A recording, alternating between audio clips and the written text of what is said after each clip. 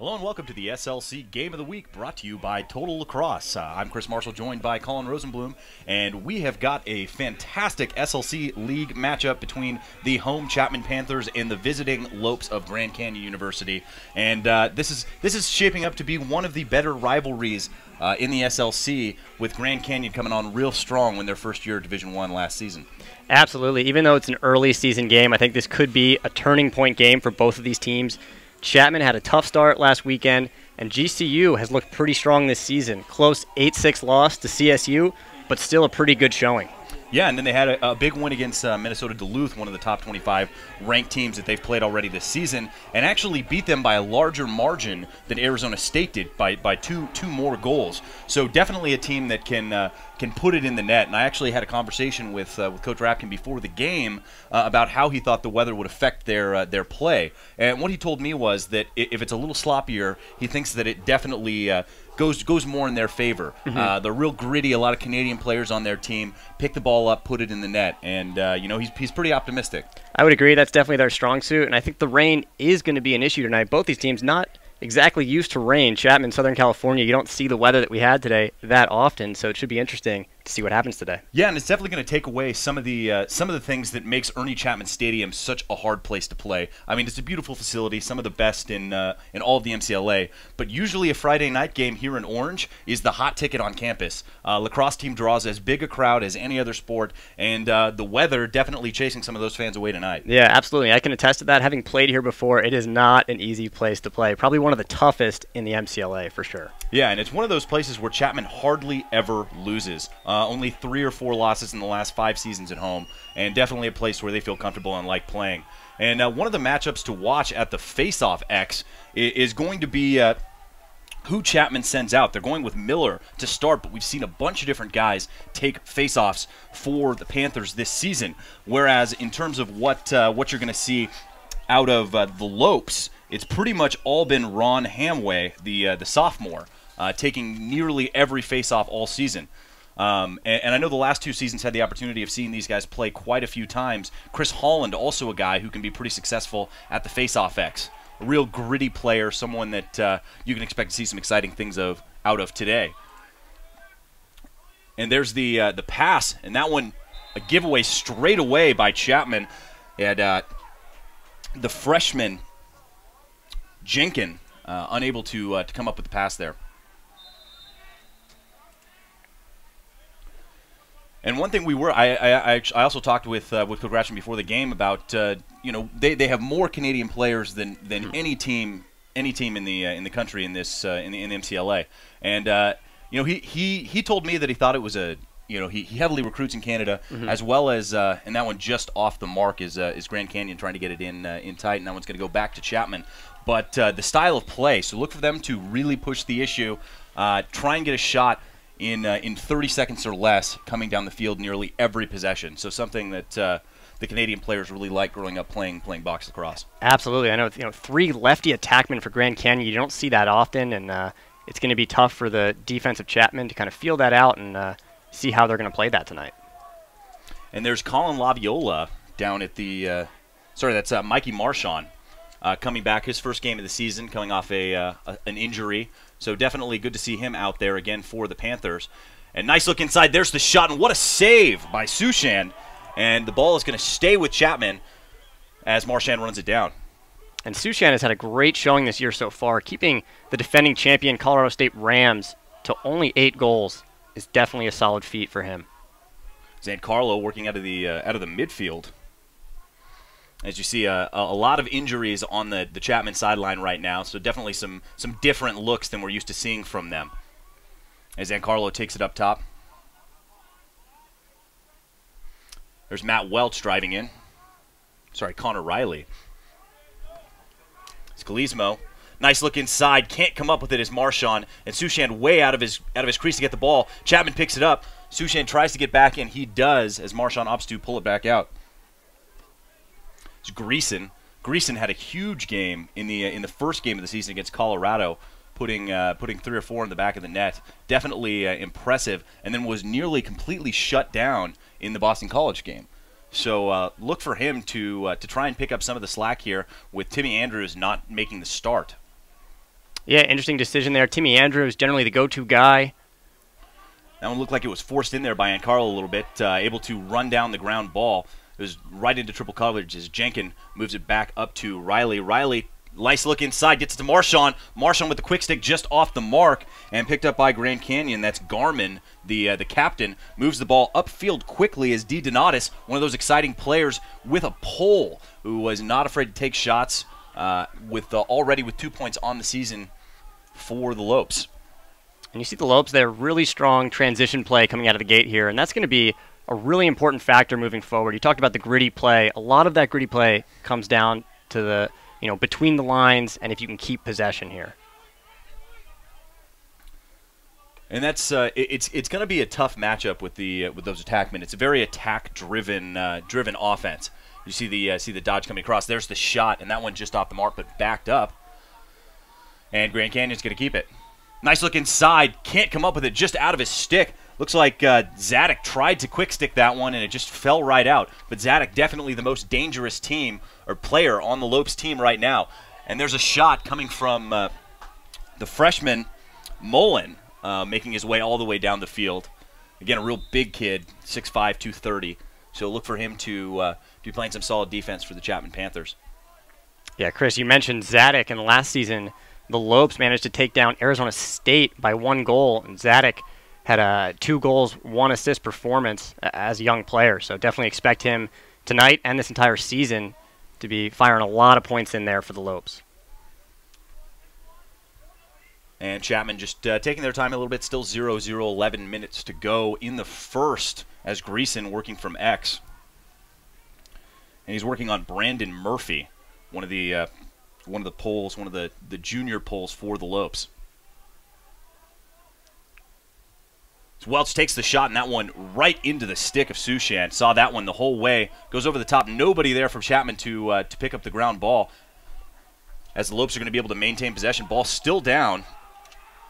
It's Dakota Norman having a little bit of trouble picking that ball up. And then there's the flag.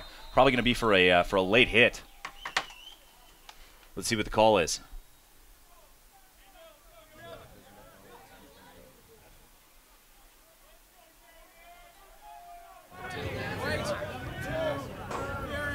Going to be interference, 30-second technical going against the Panthers. And this is going to be our first look at the man-up unit for the Lopes. Very successful unit last season. Definitely dangerous with all those Canadian players not afraid to shoot from basically anywhere on the field. Absolutely. Canadian players, very tricky to guard. I mean, you see it in the NCAA with teams like Denver coming out with all those Canadian players, how tricky it has been for other teams to defend them. And it's kind of the quirky nature. There's the low-to-low shot, and that one just off the mark, but backed up by the Lopes as Zadok's going to bring it in. And it's kind of the unconventional play that I think a lot of American players aren't used to seeing. As just the way they carry their sticks and the angles they're able to get shots off and the speed at which they're able to get those shots off, I think throws some of the players who haven't grown up with those players that have those kind of attributes in the U.S. when they're not playing box lacrosse. Absolutely. I imagine we'll see the Lopes force the crease a lot tonight. You see that a lot in box lacrosse. Guys very good at working in very small, tight areas, very quick and crafty with their sticks. And that was the shot from Grant, who one of the many players who goes back up to Canada, even some of the American players, to play over the summer.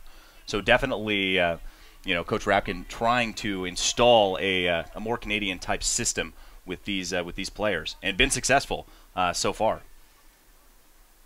there's Farrell trying to fight through the double as Herman's down there playing defense. You can see the rain starting to come down pretty good here in Orange County. Some much needed rain in Southern California.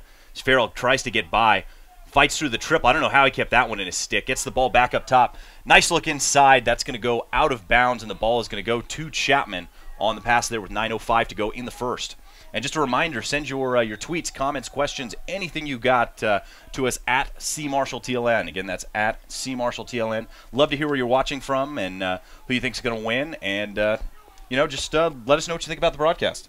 Make sure to stay tuned as well. We're going to be having a gear giveaway presented by Total Lacrosse. You'll have a chance to win a Brine Clutch 3X tonight. So definitely stay tuned for that. Greason with time and space takes the rip and just off the mark again. Interesting to see if the weather plays a little bit of tricks on these guys' sticks. There's Marchand looking inside, finds Greason. Greason takes a shot and buries the goal, and it is 1-0 Chapman Panthers. Yeah, and Greason with a nice finish there, a nice cut, able to get away from his man. Just didn't even have to put much mustard on that shot, just floated it right by the goalie, and that's actually the 4th time already in this game that Chapman has really pressed it inside, and that might be their route tonight to come on top. Well, and you see, you got a player like Greason. I mean, he's a pretty big attackman. He's listed at 6'1", 175, but he looks bigger than that. Plays bigger. So definitely some of the smaller, kind of more crafty attackmen that Chapman has, definitely doing a good job feeding those balls inside. Absolutely. GCU going back to their offense, 8:25 to go in the first quarter. Got a tweet coming in from Kevin Rowan from Lax All-Stars in UCLA, hoping that we're staying dry here in Orange County because it's pouring in LA, and much drier than the players on the sideline. Yeah, absolutely. Certain. There's Mountain trying to find some space, moves it back down low, and Chapman doing a really good job of keeping the players from getting inside. And there's a nice ride as Siegel's able to pick it up after the ball was knocked out of Mullen's stick. Siegel over the top, nice grab by Nickelman, and Chapman moving the ball up. So far, very impressed with the Chapman defense, staying out on their men, playing good position, and like you said, not letting the Lopes get inside. There's a drop, but able to come up with it is Ancarlo, and a nice look inside as Riley gets it into the box. Now Ancarlo by himself, and they're going to call Ancarlo for a hold. Kind of looked like he got tangled up with Mahaney there, but either way, ball going back to the Lopes as they bring the ball up. 7:20 to go in the quarter. You know, interesting, I look out there, you see Timmy Andrews. Andrews didn't start the game tonight, but now back on the field. Let's see if he can really get it going tonight and get back on track. Yeah, and again, Chapman really hurting with the injuries. Got Courteau out, the #1 LSM. Got Steve Caressel. Steve Caressel's out as well, out for the season with a broken arm. So definitely missing some key pieces. Talking with Coach Hartley before the season, really wanting to run 3 full lines deep, and now having to put some of the attackmen on midfield just to get a second line out there. So definitely not exactly what they were looking forward to this season.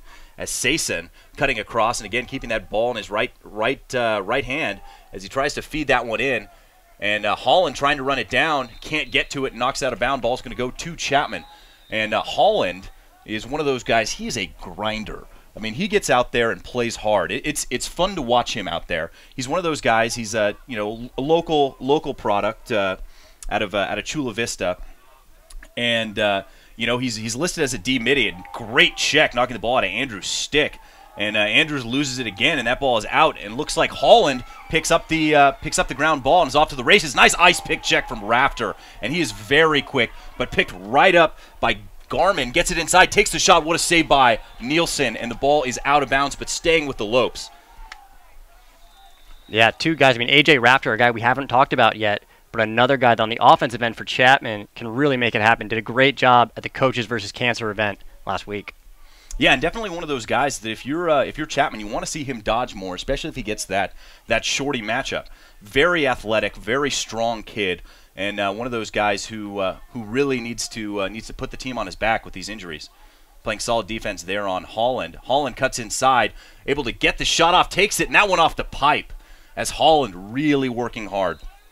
And that's a tough matchup, 5'11", 202. Really a strong kid. Again, one of the kind of do-it-all players. Listed as a D midi out there on offense. Takes face-offs. Really fun to watch. There's Farrell. One of the leading scorers for the Lopes this season, #2 scorer with 7 points in 2 games. It's Keeson. And Chapman going to the double quick. Mullins over the top, shown he can throw that over the head check effectively, and definitely when he's matched up with a much smaller attackman, he can use that length to his advantage. And there's Keeson. And Keeson, one of the American players that actually goes up to Canada and plays junior A ball, the Littleton, Colorado product. So definitely a player that's really trying to hone his craft. It's Farrell. Again, one of those lefty attackmans we talked about, and then buries it top shelf, stick side. Couldn't put that any farther in the corner. Wow, and Farrell starting it off right for the Lopes, sticking it in the top right corner, really doing it all by himself there, just getting a little bit of distance from his defenseman and sticking it from distance. Let's see if that gets the Lopes going tonight. Definitely, and that's one of the things you can think about. It's so how good the Lopes are in the unsettled situations. You see Farrell just goes right at his man, creates just a little bit of space, and is able to just bury that one stick side on Nielsen, which doesn't happen very often. Yeah, not much the Chapman defenseman could do about that. Again, 4:22 to go as we see Miller again on the faceoff for the Panthers. It's going to be a procedure call going against the Lopes. As you see a little bit of an explanation going towards Hamway. Herman down to looking for Andrews. Andrews can't get himself free. Gets it back up to Miller. And then Aperzezi, another one of those really exciting players. We saw him score a couple of really great goals on the crease, and you expect to see him make some moves back inside with the way that Chapman has been playing right now, kind of pushing the ball into the crease. Yeah, both teams right now pushing the ball into the crease. So far, paid off for Chapman once, but I'm sure Grand Canyon's going to keep looking.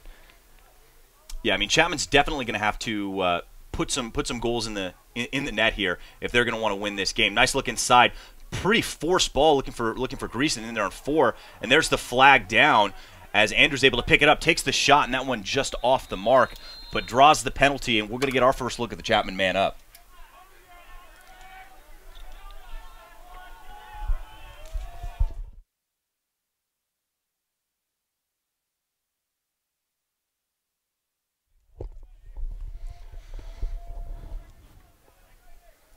And Chapman going to be man up here. It's a big opportunity for the Panthers to get on the board. Pretty low-scoring game so far. Both of these teams definitely capable of putting the ball in the net. I think Chapman. I know some of the coaches are a little disappointed that they haven't been able to put more goals in. Chapman definitely one of those teams that's known for their scoring ability, and the Lopes way out on defense. As you see, Cody Olsen coming out way past the restraining line to challenge that one. So fortunate that that didn't come back to bite him. There's Regan Kelly making his first appearance of the game on the man-up unit. It's the freshman at a Redwood. And Andrews has some space. And again, Chapman just not looking as crisp as we're used to seeing them look. It's Greason up top, back to Andrews. Andrews trying to create some space. Very good defense by the Lopes. Klismo takes the shot, can't hit it, but it's backed up by Zervis. You're seeing a lot of motion out of the Chapman man up, which is definitely a good route. Also passing the ball very quickly around. And looks like we're all even here, as Chapman unable to get a shot on cage during that man up. It's a lot of really solid defense from the Lopes there. Very athletic. Not as big as some of the other defenses we've seen, but they can certainly keep up with everyone. And there's a look inside again, and Carlo comes up with the ground ball, but knocked out of his stick. And that's some pretty fancy footwork there by DiDonatis. Very athletic LSM as he gets the ball on the bounce up to Mahaney, and Mahaney pulls it out and gets it back to DiDonatis. DiDonatis loses the handle, trying to come up with it. Ball still down and picked up by the Lopes. Did you see the scrum going? Looked like Zadok had it. And the ball down. Still big hit coming from Mullins. Ball still down, finally picked up by Herman. And Herman able to fight through 2 Lopes players to get that ball off. Gets it up to Mullen. Mullen with the handle. Back outside, and Chapman fighting for the ground ball on that one. And that's a battle they're going to need to win all night to keep in this game. And Coach Hartley wants to talk it over with 1:20 to go. You have to think they want to hold this for the last shot. Absolutely, and right now I want to get to the Total Lacrosse gear giveaway. Tonight up for grabs is a Brine Clutch 3X, and the question is, what was the score of the 2013 Chapman vs. Grand Canyon regular season game? So make sure to tweet that at Total Lacrosse using the hashtag SLC giveaway for a chance to win the Brine Clutch 3X. So we will get back to that question again, but make sure to tweet your answers there, and you can tweet up until midnight for a chance to win that head. Pretty great to be able to watch some live lacs and win a lacrosse head. Definitely, and Grand Canyon in their first season, a season ago at the Division I level for MCLA, a program that transitioned from NCAA Division II to MCLA Division II and up to MCLA Division I last season. Took on all comers. They made the tournament, but their schedule last year was brutal. I mean, you look at the schedule that they have this season, a little bit more reasonable, I guess.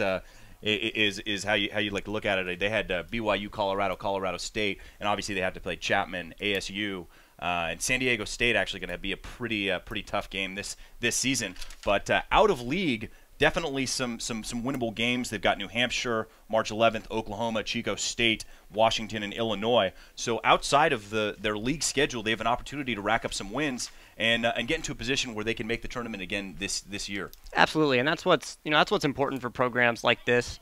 You want to they came in, turned a lot of heads last season. They beat Arizona State by 1 goal late in the season, which was huge. So I mean, I noticed on their schedule you've got Arizona State again, last game of the season. So this team is looking at the long run right now. They want to be in the tournament at the end and get another run at a championship. Absolutely, and you look at the teams that are in the SLC now. I mean, you got Arizona State, Chapman, UCSB, and San Diego State, who we had the opportunity to see at Coaches vs. Cancer. All very good teams. The SLC sending 4 teams to the tournament a year ago, in the same kind of position this year to send 4 teams as well, with the way that these teams are playing at the beginning of the season. Chapman really needing to come out on this one and come away with the W, or they're in serious danger of starting the season 0-4. Yeah, I would agree. And Chapman has not started a season like that in a long time.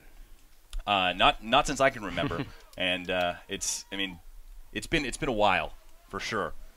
But that's what you get. Chapman, taking all comers. As you see, Giancarlo with the shot just off the mark, 59 seconds to go.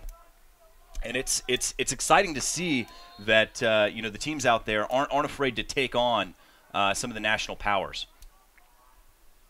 As the Coaches vs. Cancer tournament, very impressive display of MCLA talent. See Riley cutting through, nice double, moves it to Andrews. Andrews been pretty quietly moved himself to the team lead in points as Giancarlo takes the shot and buries it. That one just over the helmet of Sushan. It looked like he tripped and fell into the side of the cage. Either way, it's a goal for Chapman, and with 33 seconds to go in the quarter, it's a 1-goal lead. Yeah, I thought Sushan had the pipe there, but I guess, like you said, it looked like he tripped a little bit, and Giancarlo just squeaked it in there. Up high again on Sushan, so that might be the trick for Chapman tonight. But that was just a great shot out of Giancarlo. Yeah, and it was you see the feed coming from Andrews. Andrews only with 1 goal on the season so far, but with 5 assists now. So one of those guys who can definitely facilitate. So you'd think that Chapman would love to see him score some more goals, but as long as he's generating offense for the team, it's nice to have him out there. Last 20 seconds to go. It's like the Lopes want to go with the ISO as they're going to move it up top. 15 seconds to go. This is Ryan Ferguson, the junior. Has the matchup, 9 seconds to go. Going to have to do something pretty quickly as Ferguson rolls back out, gets it back into his right. 4-3, loses the handle as that over the head from Siegel, and Siegel throws it down to the other end, and that's going to do it for the first quarter of action. Kind of surprised the Lopes didn't do better with that one. Maybe a miscommunication on the amount of time they had left, but unable to get a shot off at the end of the quarter. So don't go anywhere. We've got a very exciting SLC Game of the Week brought to you by brought to you by Total Lacrosse. I'm Chris Marshall, joined by Colin Rosenblum, and you're watching the Lacrosse Network.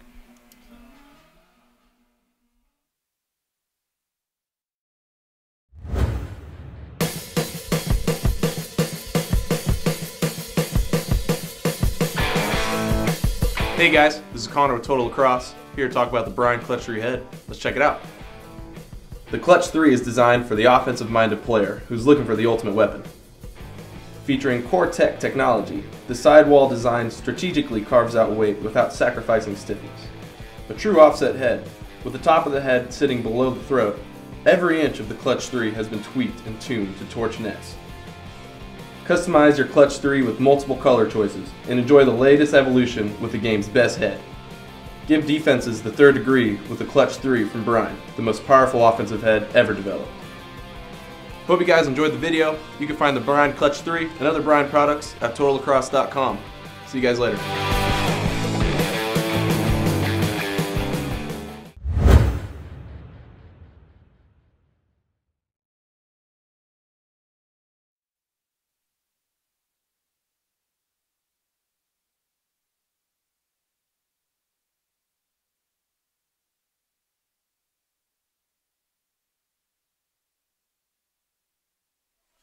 Welcome back to the SLC Game of the Week, brought to you by Total Lacrosse. I'm Chris Marshall, joined by Colin Rosenblum, and we've got a very exciting defensive battle going on between the home Panthers and visiting Lopes of Grand Canyon. Absolutely, and the game tonight brought to you by Total Lacrosse, so make sure to visit www.totallacrosse.com, follow them like them on Facebook, facebook.com/totallacrosse, follow them on Twitter.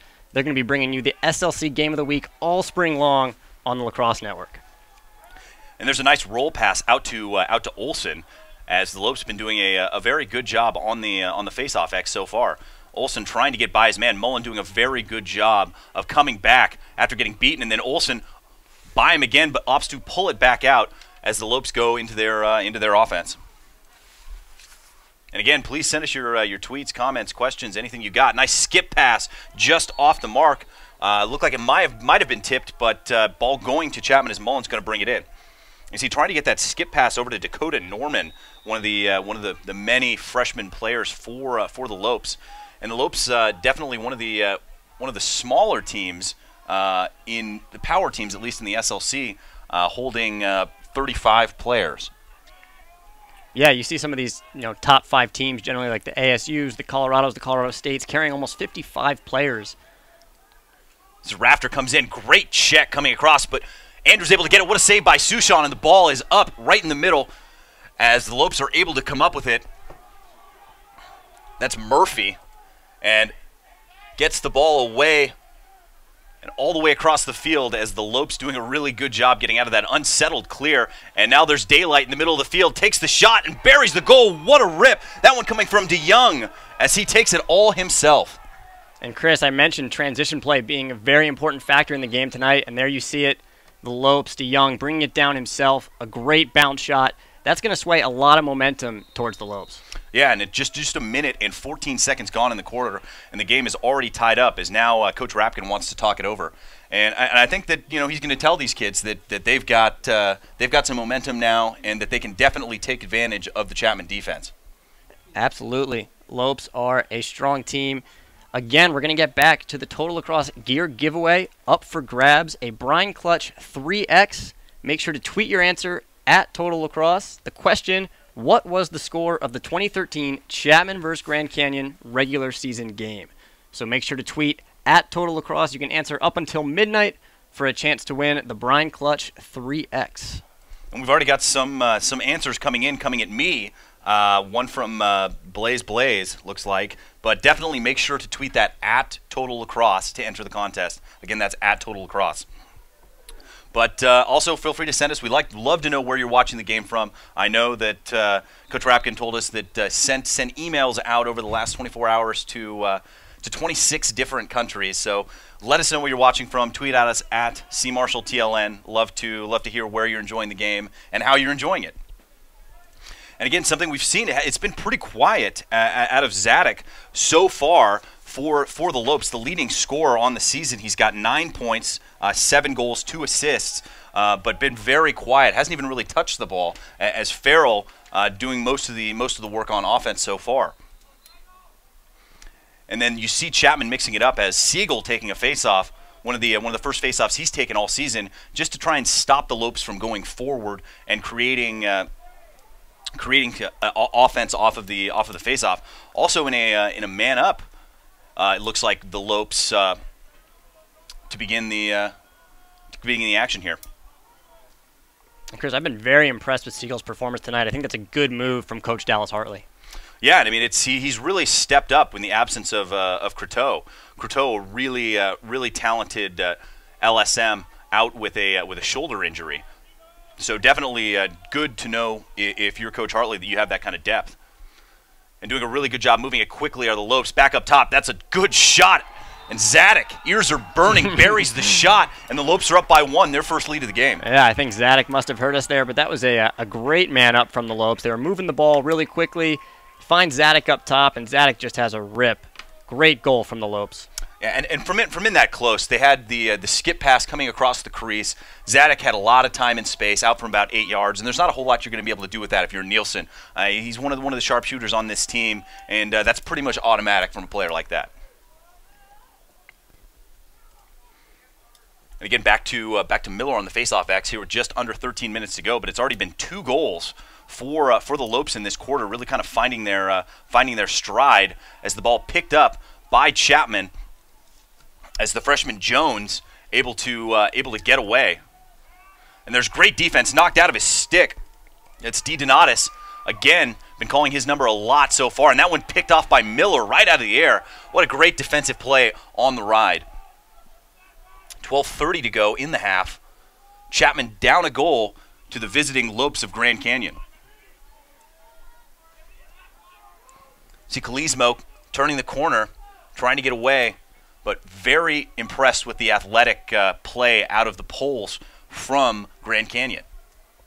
Yeah, they're doing a great job in transition, making it tough for Chapman to keep the ball. And there's Marchand back in the game for Andrews.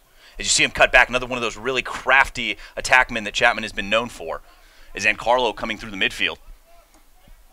So Riley gets it to Jinkin, back to Riley. And Chapman trying to take some of the time off the clock here as Kalismo loses the ball. Great check by Grand Canyon. Kalismo still can't get it. Nice help, finally gets it up into his stick, and it's going to be a hold going against Grand Canyon, and Chapman will maintain possession at the 11:40 mark in the first half. This is a good opportunity for Chapman here to settle it down a bit, get the ball around in their offense, and get the looks that they talked about before the game. And Marchand getting his man hung up. Gets it to Kalismo. Kalismo can't get away. Takes the shot, and what a save by Sushan. That's great body positioning, and that's exactly what you can chalk that save up to. Really impressive play out of Sushan so far in this game. Yeah, Sushan, about 4 or 5 great saves already tonight. And that's one of the things that I always like to talk about in the LXM games is what great position Matt Russell is in. And definitely, you make those saves because you're in the correct position. Didn't even look like he saw it, but it hit him in the chest. No, of course, that is huge for goalies. You get yourself in the right spot. Sometimes you don't even need to get a stick on it. And here we got a tweet coming in from Christian Abbott saying Drew Zadok will have 4 goals guaranteed. It's just what he does. All right. And there you have it. There's a guarantee that Zadok will have 4, and already well on his way, scoring a goal just a minute ago. And that one just off the mark on the pass, coming across the crease looking for Farrell, goes out of bounds, and it's going to be Chapman's ball as Zach Dutra going to bring the ball in for the Panthers. And the rain is coming down really hard right now at Ernie Chapman Stadium, and you wonder if that's going to start to play more of a role here tonight.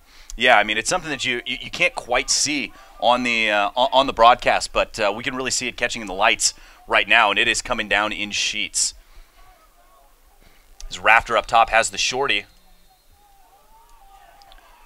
Looks like it's going to be a procedure call going against Chapman as the Lopes take advantage of the quick whistle and bring the ball upfield. It's Mason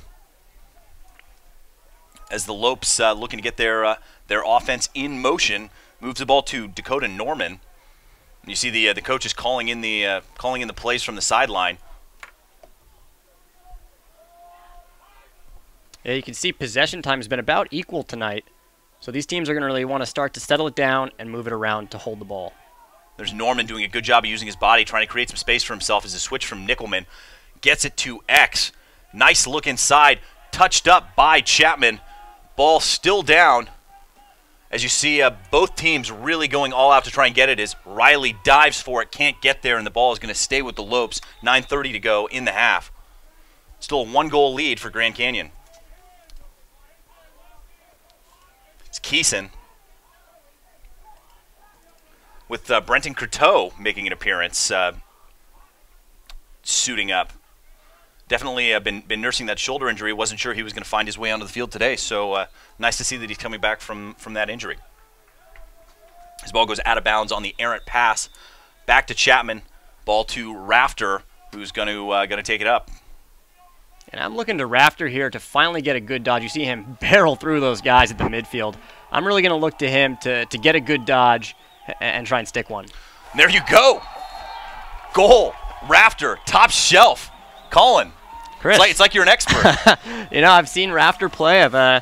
We played with him this summer, and he's a big guy, a strong guy, and I know that in transition he's looking to go to the goal. Yeah, and then you see the bull dodge that he had coming across. Farrell, listed at 6 foot 180, is not a little kid. No, and he's just running right through him, and definitely a guy who plays bigger than he is. I'll tell you what, Chris, that wasn't my move.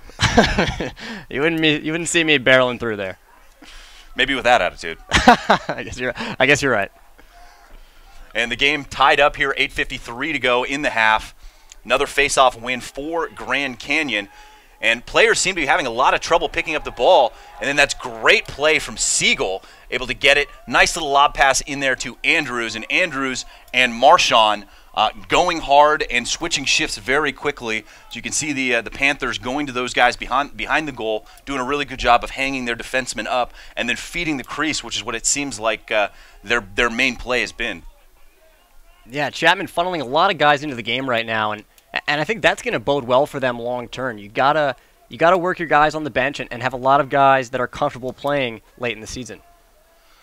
It's also interesting to see the look with again. I know I keep saying it, but Ancarlo coming through the midfield. Marchand did not play last season, but played the season before and was listed as attackman, but took the majority of his runs through the midfield. So definitely look for the two of them to trade off as well, as they're going to create some matchup problems for the Lopes as the attackmen who are coming through the midfield. You see Kalismo working from X, trying to get his hands free. Looks like Andrews had his man hung up. Gets to Ancarlo. And Carlo pulling it out. 7:35 to go in the half. And Carlo with the shorty gets by. Nice feed inside. Greason takes the rip. Can't quite find him. But solid effort for the Panthers. And Chapman working out of a 2-2-2 set, getting some nice picks inside. Nice move by Andrews. Coming around the corner, looking across the crease. And that one's going to go out of bounds. Look like Ancarlo and Aperzezi were both there. And not enough communication as neither one of them was able to come up with the pass there. You know what? I'd kind of like to see Andrews take the shot there as, again, a guy last season, 25 goals, 25 assists. This season, just 1 goal and 5 assists. Definitely hasn't found his mojo in terms of the shooting that we saw a season ago. Yeah, we'd like to see Andrews, like you said, take the ball himself a couple times, get that goal, and maybe that's what you need in terms of confidence for a player like Andrews to just get off on the right foot and do what you're used to doing out there. Here's Chris Holland. Holland working on Aperzezi. I mean, just putting his shoulder down and coming through. Fights through 3-4 guys, loses the handle as Nickelman able to get the takeaway check on there. Mullins bringing the ball up. What a catch by Jinkin over the shoulder. Say hey. Coming inside. Looks for the shot, opts to pull it back out. 6:40 to go in the half. Loses the ball out of his stick. Trying to come back up with it. Looks like he might be being held there as you see him try to push off the other player, and it's going to be a penalty. It's going to be a hold going against Chapman. Interesting call there. Definitely was a close call. Definitely a close call, but you see tempers flaring out there, and Chapman's a team that's been in the top 5 in the nation for the last few years, and for a newcomer like GCU, they're going to be coming at these guys. They want this victory, and on the other side, Chapman, trying to get the season back on track. You can tell, for a close game like this, we're going to see some high intensity out there. And that's what Coach Rapkin preaches. He wants guys who can get in there, who aren't afraid to get dirty. Come and give you one right in the mouth. And it's one of those things where that's his attitude, and it really rubs off on these kids, and they like playing for him. Absolutely, you see it a guy like Holland. Holland goes to the goal and he puts his head down and just barrels through. And there's Keeson, loses the ball out of his stick right into the stick of a nice move by Croteau, very athletic for as big as he is, and saw him come away with 2 big goals against BYU his freshman year in the tournament. So definitely one of those guys, the LSMs that Chapman has been known for the last couple seasons, is not afraid to take it up and take some shots on goal. Guys like Hap Knowles last season, Walrath a few seasons before that. I mean, guys from the LSM position that would come up and have double-digit goals. Absolutely. Anytime you can have an LSM run up the field, put a goal in, it's huge for your team. Generally, you don't see those guys always scoring goals. So if you can make that happen, it's huge. Well, and that's one of the things that I know Coach Hartley really works for is having guys that can go both ways from the LSM position. Not necessarily a big defensive guy, but definitely someone who can affect the game in an offensive way. Absolutely, and some great plays out here tonight. I want to remind you to make sure to vote for the player of the game by tweeting at Total Lacrosse. You can see a play of the game on TLN coming out this next week. So definitely a lot of great plays out here. Make sure to vote for the player of the game by tweeting at Total Lacrosse. Yeah, and that's the play of the game. We've had some pretty good ones so far. Zadok had that great goal in tight, and the goal coming from DeYoung also pretty impressive goal, parting the defense and then coming in, scoring the shot. But a lot of time left to go here with 5.5 minutes to go in the second quarter for the play of the game to come up. So definitely stay tuned for the rest of the game for your opportunity to pick the play of the game. Absolutely, and this game tonight brought to you by Total Lacrosse. So make sure to visit TotalLacrosse.com, like them on Facebook, Facebook.com/Total Lacrosse. Follow them on Twitter at Total Lacrosse. They're going to be giving you the SLC game of the week all spring long, so make sure to tune in for that. It looks like we're going to get a penalty going against. So it's going to be a 1-minute unreleasable for pocket depth. And again, you have to think that the rain might have had something to do with that, making the stick bag out. Probably should have been using some East Coast mesh. Absolutely. You want to take precautions in rain like this. Check your stick as many times as you can before the game, because it's just not a situation you want to put your team in. Yeah, and then that one's going to be, it looks like, on Holland coming in, definitely picking his stick up after he was able to fight through 3 or 4 guys there in the middle, and coming up with the unreleasable penalty. And a couple of tweets coming in. Box Lacrosse News, watching the SLC Game of the Week on Lacrosse Network from my couch in Minneapolis. Thanks to Total Lacrosse, #MCLA. So thanks for tuning in. Glad you're enjoying the game all the way from Minneapolis. And Chapman going into their offense, big opportunity for them to get back on top for the first time since 2-1 in the first quarter. As they're going to be up for a full minute. Nice look inside. There's the shot by Andrews, and that one right off the defenseman. And they're going on the break as you see the Lopes moving the ball up the field very quickly. Dangerous even in this unsettled situation. No one comes to him, buries the goal, and that's Mahaney. Defense out of sorts for Chapman. Yep, and you can see the Lopes are fired up right now.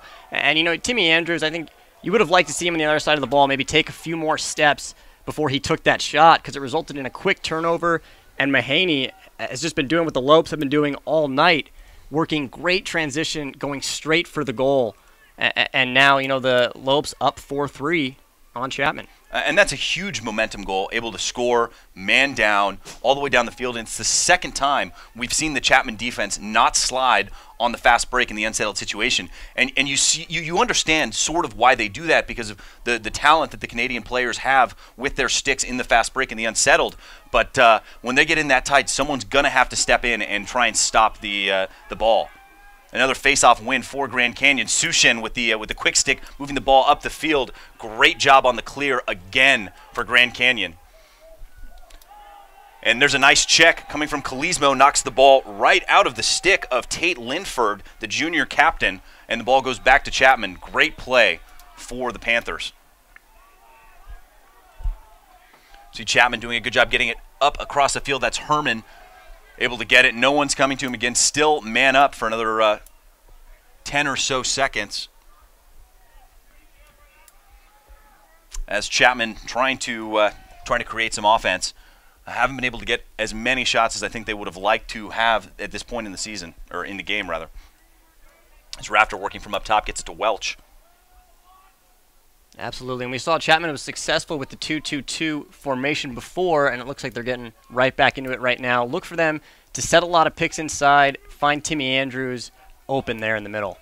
Interesting look for Grand Canyon opting to pull Welch, another one of the attackmen for the Panthers playing inside. Nice look for Welch, which great handle. Loses his man, takes the shot, and that one just off the mark. You know, we'd like to have that one back. Absolutely. That's maybe a time when you want to go for the overhand bounce shot right there. You don't want to maybe go sidearm and look for corners as much. It looks like Coach Hartley wants to talk it over with 3:44 to go, down a goal, back to even strength, get the offensive pieces he wants on the field, and try and get something going here on offense. Absolutely. I think that's a smart timeout for Coach Hartley.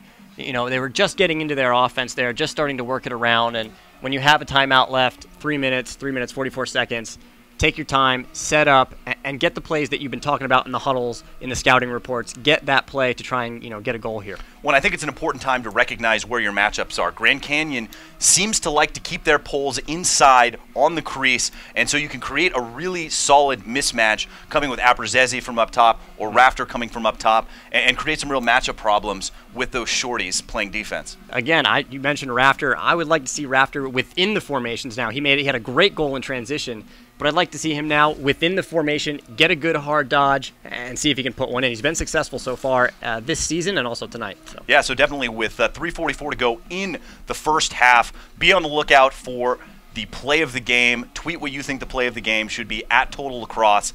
Definitely watch closely. A lot more exciting lacrosse action coming your way here at Ernie Chapman Stadium with Grand Canyon taking on the home Panthers.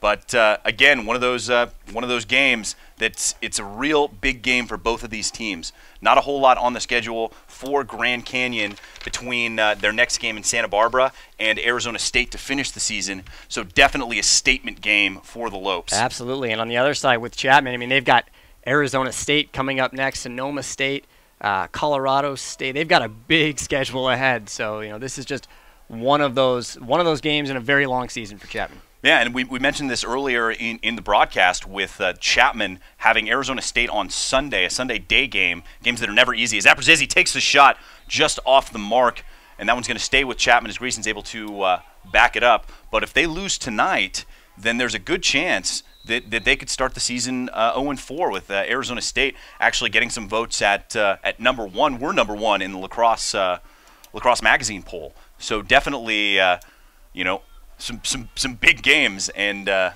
going to have to seriously put their big boy pants on. No, absolutely. And with the early season injuries that Chapman has had, it can make it tough to get back when you go down early. It looks like the Lopes have switched into a zone look on defense, as you see, trying to get Chapman out of that pass inside. As you see, Rafter with time and space takes the shot and buries the goal. His second of the night, no question about it. Rafter, again, that kid has a laser. Awesome to see him come out and just stick a goal there. That's what his team needed right now, and that's what Coach Dallas Hartley wanted out of his guys. When you see the attack doing a very good job of pushing their positioning up and pulling that high zone defender down towards GLE and creating some space for Rafter, who takes a hop, skip, and a jump towards the cage and then just fires a goal into the back of the net. Another face-off win forward for Grand Canyon. Nothing but white shirts there. As the ball's still down, you see it's going to be a call. That's a push going against Chapman.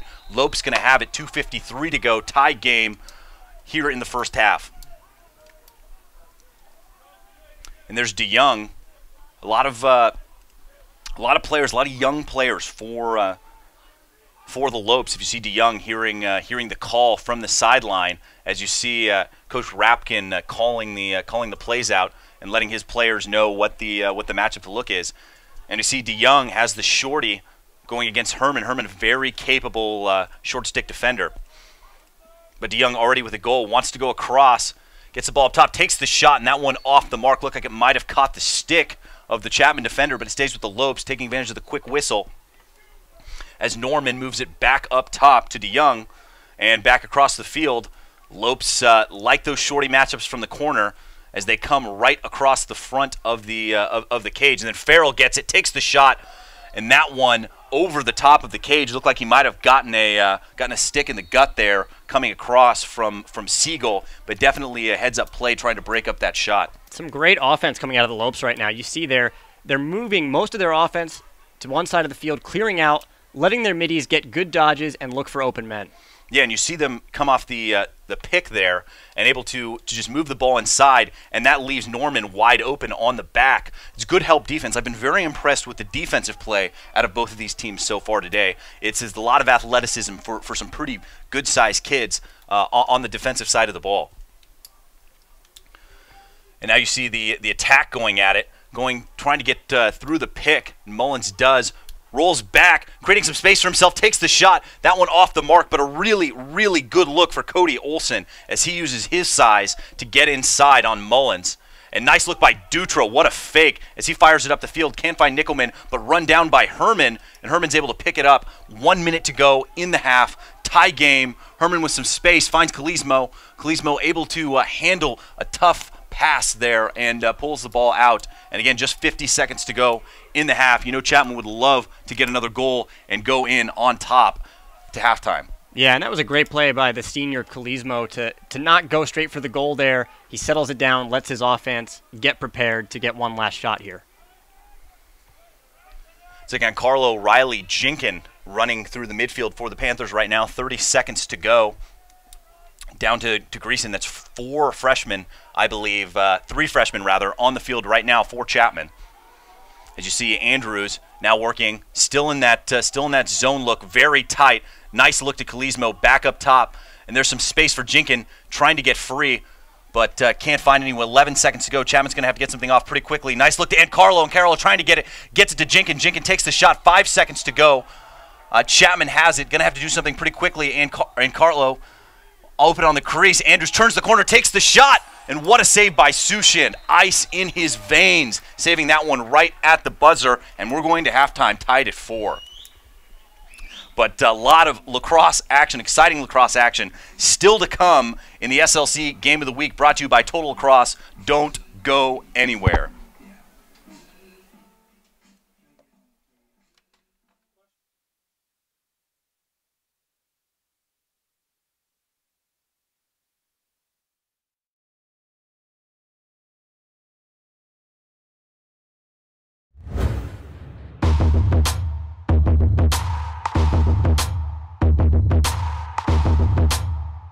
Hey guys, it's Mike with Total Lacrosse. Here to check out the Brian King 4 lacrosse gloves. Let's take a look. Staying true to the crown are the Brian King 4 gloves. Fully segmented dual density foams throughout provide a time-tested core of protection.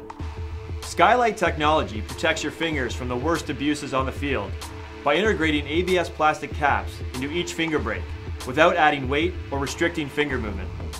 Another great feature that the King 4 gloves provide is the 5-brick thumb protection system. The Messiah thumb has a super dome shape, providing plenty of padding on top of your thumb. The improved floating arch backhand increases protection and flexibility while maximizing airflow to the hand.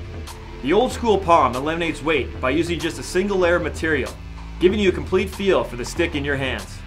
Taken together, the Brian King 4 shows why they are one of the best-selling gloves on the market year after year. Hope you guys enjoyed a look at the King 4 gloves. You can get these and all our Brian products at TotalLacrosse.com. Go get you some.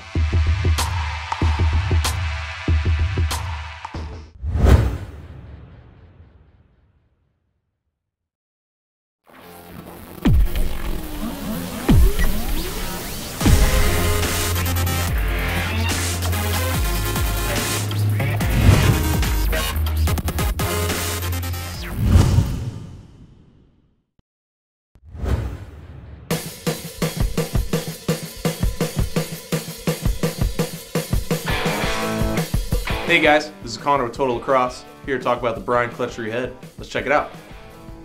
The Clutch 3 is designed for the offensive-minded player who's looking for the ultimate weapon.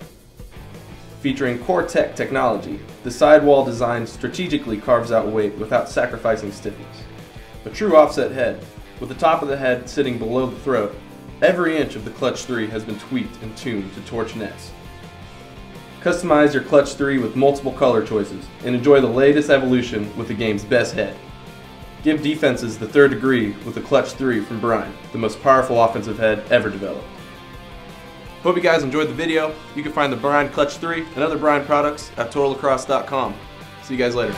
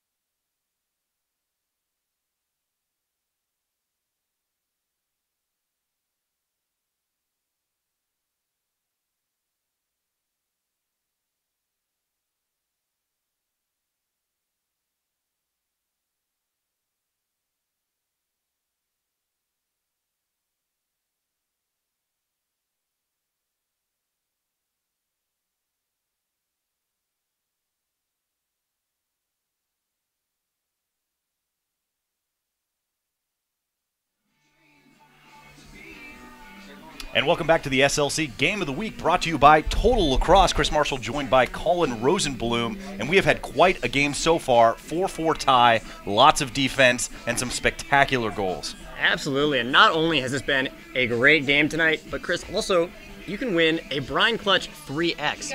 Total Lacrosse is offering up the chance to win the Brine Clutch 3X. All you have to do is tweet at them at Total Lacrosse with the answer to this question. When these last two teams met in 2013, what was the score between Chapman and Grand Canyon?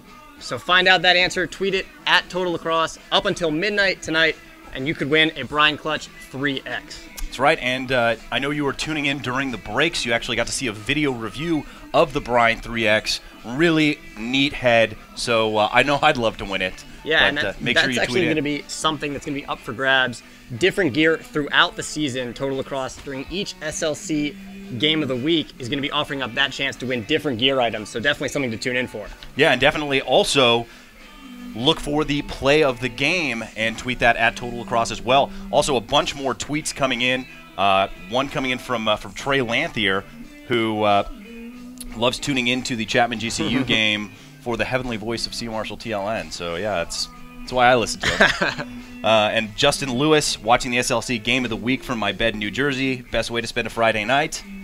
Love to have you. Very happy to have you with us. Bree Davis and Maddie Underwood watching in the car on the way to Calais to support GCU Lax. So definitely one of the teams who travels really well in the MCLA. Always a lot of fans out for the games. This one, Devin Dyer, watching the GCU Chapman game back in Virginia, Victoria, BC, Canada, hometown of the GCU boy Lucas DeYoung, number 15, having a real solid game so far. So thanks for tuning in. And Bree Davis also telling us to be on the lookout for the BTB from Dean Farrell. So having a lot of calls out here from the fans. 4 goals for Zadok, BTB from Farrell. I mean, they're telling us what's going on here. Yeah, GCU fans very confident in what's going to play out tonight. And then Chapman Lax tweeting at us as well. Great job tonight, guys. Glad you're staying warm in the nice press box. And it is wonderful. I could live in here. It's fantastic. So definitely happy about that. And got Chill Thomas here. Chill Tommy calling for a hat trick from Timmy Andrews. Yeah. So all across the board, people tuning in and making their opinions heard here. Yeah, Timmy Andrews with an assist tonight and looking good out there. I'm sure he's hoping he could put that hat trick in and get back on top here this season. Yeah, and here's another thing coming in from Chill Tommy. Timmy Andrews had 5 points against GCU last season. So definitely look for him to try and gain some momentum here in the second half and see if he can duplicate that performance. And everybody keep sending your tweets, comments, questions. I love to hear them. They've all been fantastic so far. So send them my way at CMarshallTLN. We will get to as many of them as we possibly can. Again, that's at CMarshallTLN. Just about ready to get underway here in the second half. Still 4-4 game. Grand Canyon Chapman. A lot of time left to play. I think one of the big questions here in the second half is going to be, can Chapman stop the Lopes in transition? Grand Canyon has been firing goals in transition and really just dominating possession in the middle of the field. And so it's going to be a question of, can Chapman step up with their defensemen and stop those breaks? And I think they've been doing a pretty good job of neutralizing the face-off win forward. It's something we've seen a lot of coming from Hamway, is being able to win the ball forward, and that's a second procedure call going against Hamway as Miller loses the handle there, but he's going to draw the penalty as he moves forward, and it's going to be a technical hold going against the Lopes. So an opportunity with just 5 seconds gone in the quarter for Chapman to go into their man up. And that's huge for Chapman. The third quarter is a huge quarter in the sport of lacrosse. You want to come out early, set the tone for what the rest of the game is going to be like. And definitely one of the young season so far, we've seen Chapman struggle in the third quarter in both of their previous games against BC and against Colorado, with those teams kind of pulling away in the third. So a big opportunity for Chapman to kind of close the door on the slow third quarter that they've had so far this season. Zaperzezi moves it around the corner, has some space, has Rafter up top. Rafter with a lot of space, takes the shot just off the mark. Looked like Sushan had it covered. but it's going to stay with Chapman with another 10 seconds to go on this man up. It's Greason with a lot of space. Kalismo takes the shot and buries the goal on the far side. Low, what a rip by Kalismo. And that's great vision from Kalismo there to realize that the Grand Canyon defense were spread apart there. They were sliding to him. Not quick enough, though, and Kalismo just sticks it in the far side bottom corner. A great shot and a great start to the third quarter for the Chapman Panthers. You see just 30 seconds gone. Big goal for the Panthers to start this third quarter, and definitely want to take some of that momentum moving forward for the rest of this half. Again, that's Miller going against Hamway again. Hamway winning it forward, falls down, no call. Sorry, gonna get the call for the push there after Siegel picks up the ground ball.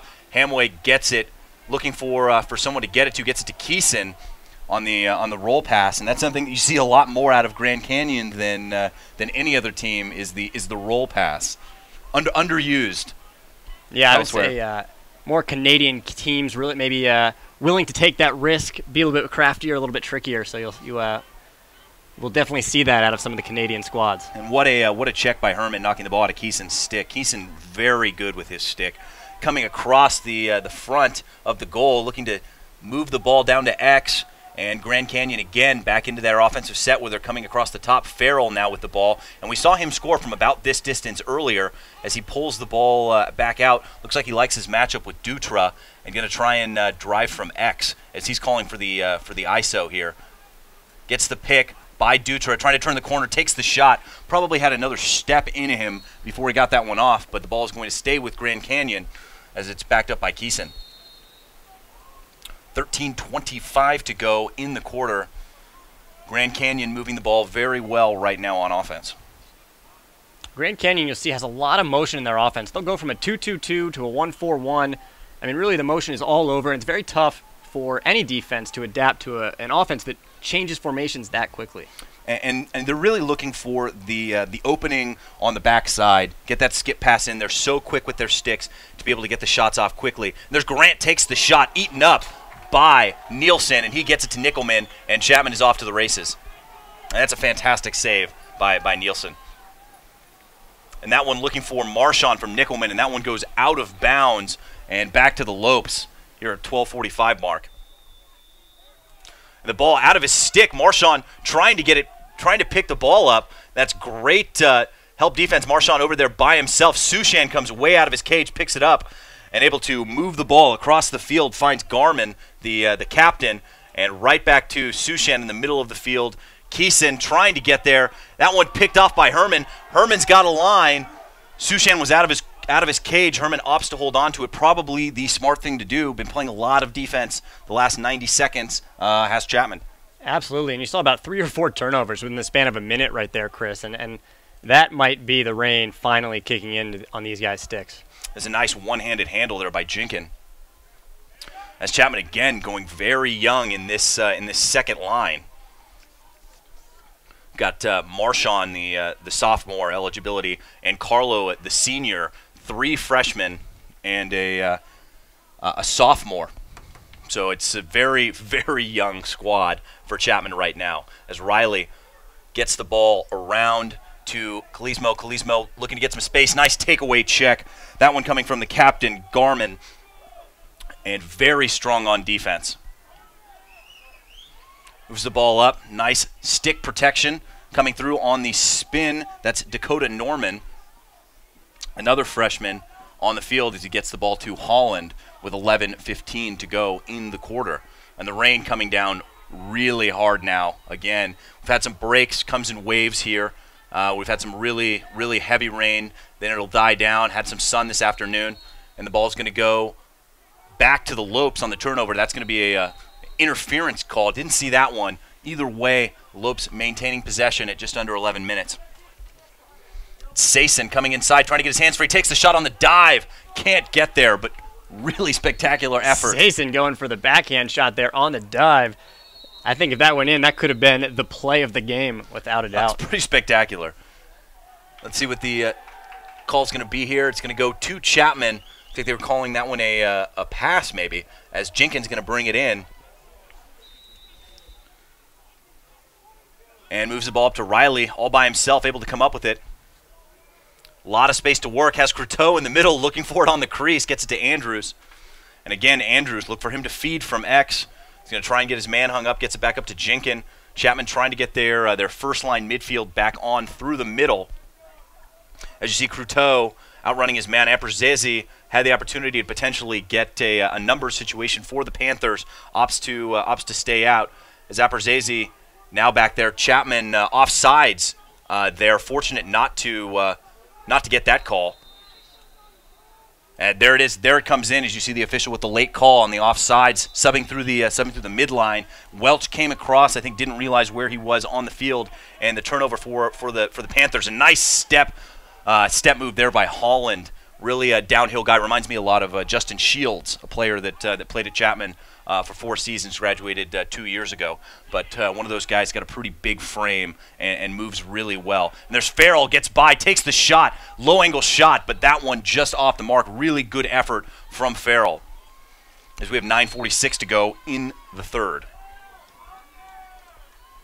And Grand Canyon creating a lot of opportunities to score. Haven't been able to get any of them on cage, really, in this quarter. You see Kyle Mason now making one of his first appearances of the game. Cuts across. And a lot of depth on this team. We talked about them being, about 20 guys smaller than the Chapman and the ASUs and the Colorado States of the world. But sending a lot of guys out there. Yeah, both of these teams rotating a lot of players in. And again, that is a quality of those top 5, top 10 teams. There's Mason working on Nickelman, keeping him outside. Gets the ball down low. It's Olsen. Moves the ball up top. Chapman doubling very quickly. And what a handle there by Mullins, a freshman, as he's able to catch it. Nice fake. Loses everybody. Still has it as he's coming up the field himself. Gets it to Siegel. Siegel's able to handle it. Just under 9 to go. Siegel throws a fake. Gets it back up top to Rafter. Rafter has some space. Looks inside for Andrews. Andrews can't come up with it. You'd like to see Rafter take the rip there. He had a lot of time and space, and the Lopes go right back on the fast break as DeYoung brings it up. We saw him score in a similar situation already earlier in the game. 8:30 to go in the third. Opts to pull it back out, get it back up top to Matt Mountain, the junior out of Faith Lutheran in Nevada. Yeah, and A.J. Rafter opting to pass it there to Timmy Andrews. Rafter, though, successful from distance twice tonight already. And there's Eckroth making his first appearance of the game as well for the Lopes. Going deep, the freshman out of Rancho Bernardo. Eckroth coming around the corner, trying to get by. Rafter matching him step for step. Back down to X as Olsen is moving it, and Eckroth wants it again back up top. Has the shorty matchup with Rafter. Trying to get by. Rafter very fast. Goes for the check on the outside. Draws the penalty as Eckroth. And that one's going to be a slash, it looks like, going against Rafter. And we're going to see the man-up unit for the Lopes again. It looks like Rafter just overextended himself a bit there. Went for a slash and was actually beat as well. So lucky that the ball didn't go in there. Yeah, it's an undisciplined play out of Rafter, something we're not used to seeing, where he comes in and lets his man by, goes for that wrap check, hits his guy right in the back. Easy call for the official, but able to draw the penalty as Eckroth in his first appearance of the game. So definitely impressive look from the freshman. And there's Zadek. It's been pretty quiet after that first goal. There's Farrell, takes the shot, eaten up by Nielsen, picked up. Now Zadek back up top. There's another flag down. Shot just off the mark again. That one coming from Garant. And let's see what the call is here. It looks like it's going to be another slash going against Chapman. So we're going to see some 6-on-4 lacrosse here for the Lopes. Big opportunity for them to tie this game back up. Again, Chapman holding on by the slimmest of margins, just a single goal lead, 5-4. And go to that wheel look. Just looking for the next man down, trying to get that rotation, takes the shot. Nielsen eats it up. What a save! And the party cats on the sideline for Chapman are fired up. Huge save there by Nielsen. You're down 2 men. You got to make that save. And Sushin way out of his cage to get that one. Moves the ball up. Pretty bold move. You catch a funny bounce or something. That one could go in the cage. And there's an errant pass. Let's see if Lopes are going to be able to run it down.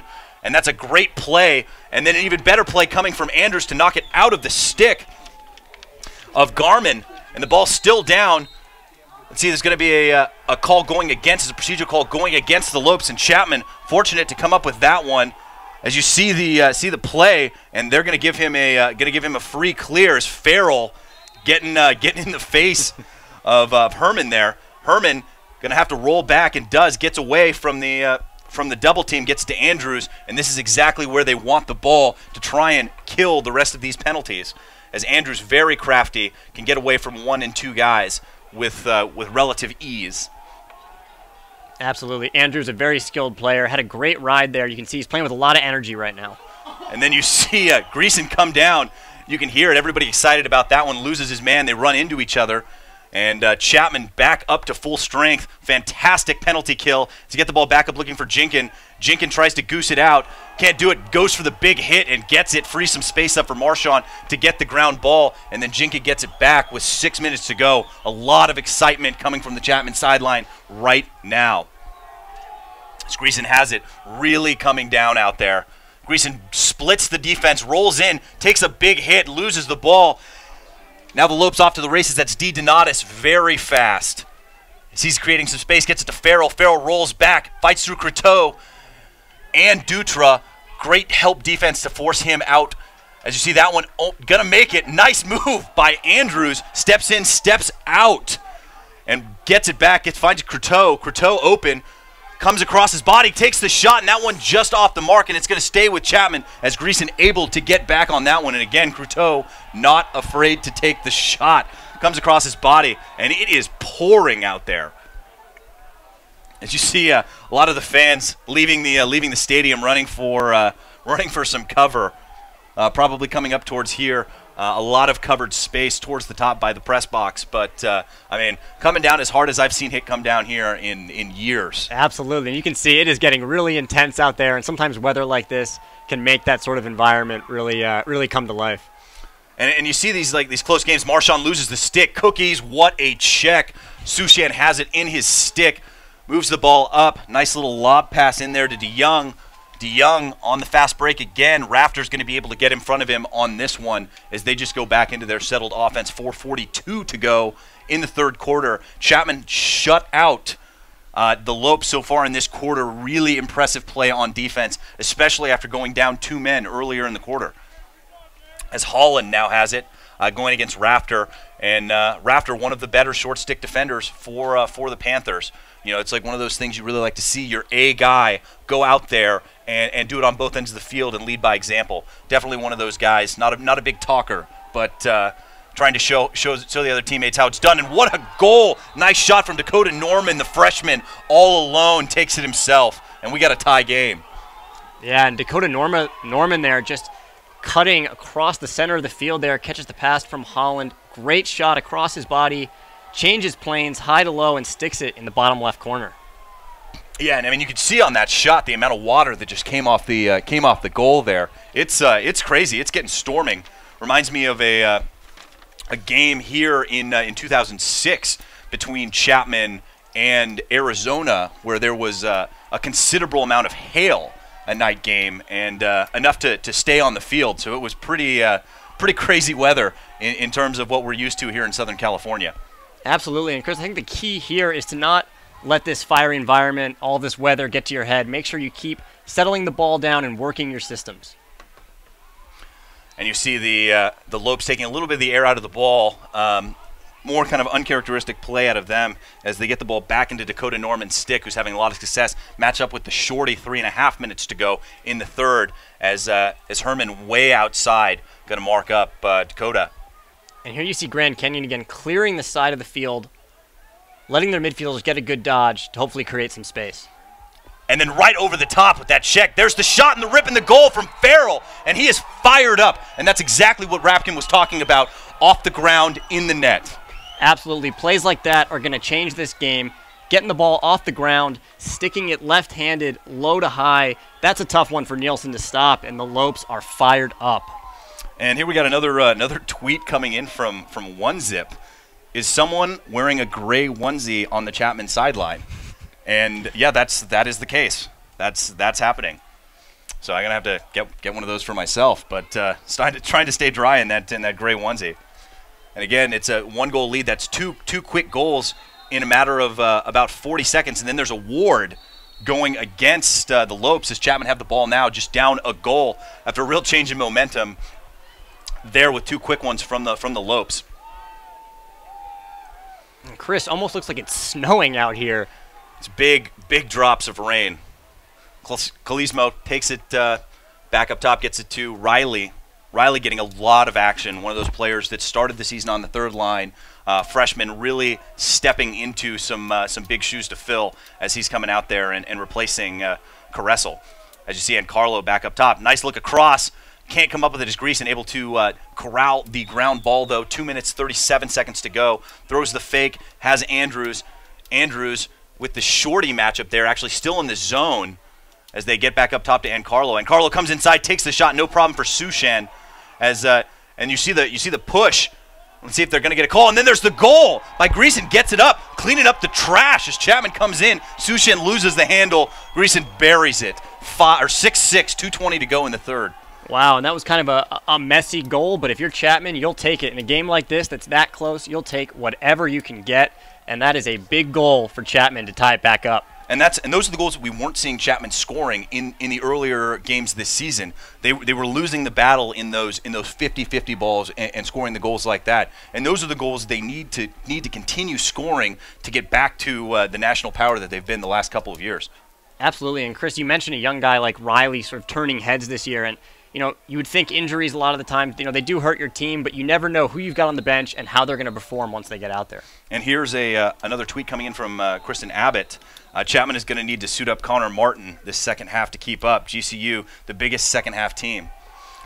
And Connor Martin, of course, the Chapman alum playing for the Ohio Machine in the MLL. Connor, a great player. When I played against him in college with Colorado, he scored 7 goals on us at home at Ernie Chapman Stadium. He is a phenomenal attackman and now even midfielder in the MLL. Yeah, and if you haven't had the opportunity to check out Connor Martin's new album, definitely take the time to do that. Check it out on iTunes. It's definitely some fun music, and if you can see them live, definitely go and check out the video of the live show on the Lacrosse Network. A really fun show, and good for all ages. And that's a guy who really set the tone here for Chapman, took them to new heights, and they've been a very different program since he came here. Absolutely. I mean, you look at where they've come from 2003 when I started at Chapman, where we couldn't even go full field because we didn't have the players, and definitely a tide turner for the program. Back up top to Norman. Norman has been the guy, the go-to player for Grand Canyon here in the 3rd quarter once they've gotten on their feet and scoring goals. Pretty favorable matchup going against Riley. Riley giving up a lot of size to Norman. Gets it inside to Farrell. Nice step. Takes the shot and buries the goal. What a shot. That's 3. Toss your hats. You see Norman tosses it over to Farrell there. And the key here is Farrell has a great hitch. He's able to get away from his defenseman. All he needs is about 2-3 steps. And he sticks it low on Nielsen, which seems like that's been working all night.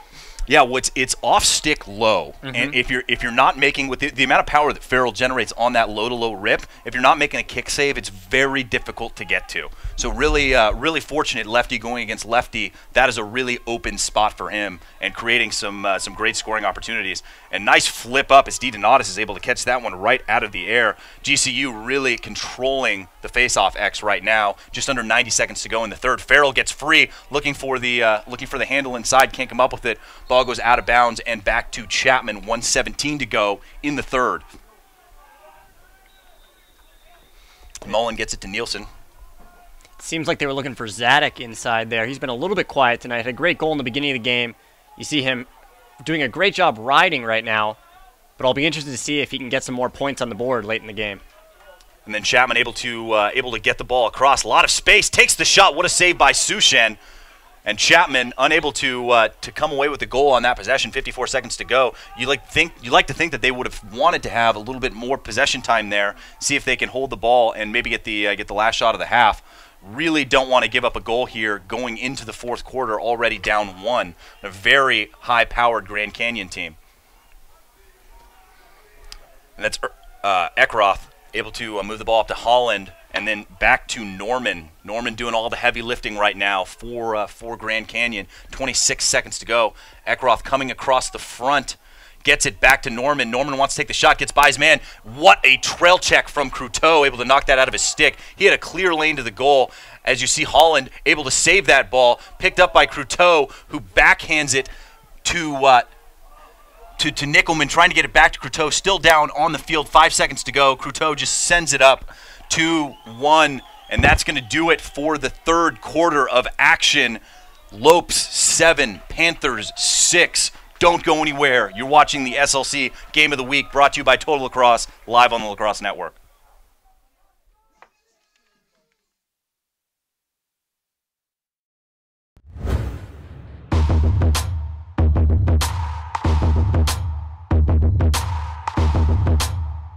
Hey guys, it's Mike with Total Lacrosse. Here to check out the Brian King 4 lacrosse gloves. Let's take a look. Staying true to the crown are the Brian King 4 gloves. Fully segmented dual density foams throughout provide a time-tested core of protection. Skylight technology protects your fingers from the worst abuses on the field by integrating ABS plastic caps into each finger break without adding weight or restricting finger movement. Another great feature that the King 4 gloves provide is the 5-brick thumb protection system. The Messiah thumb has a super dome shape, providing plenty of padding on top of your thumb. The improved floating arch backhand increases protection and flexibility while maximizing airflow to the hand. The old school palm eliminates weight by using just a single layer of material, giving you a complete feel for the stick in your hands. Taken together, the Brian King 4 shows why they are one of the best-selling gloves on the market year after year. Hope you guys enjoyed a look at the King 4 gloves. You can get these and all our Brian products at TotalLacrosse.com. Go get you some.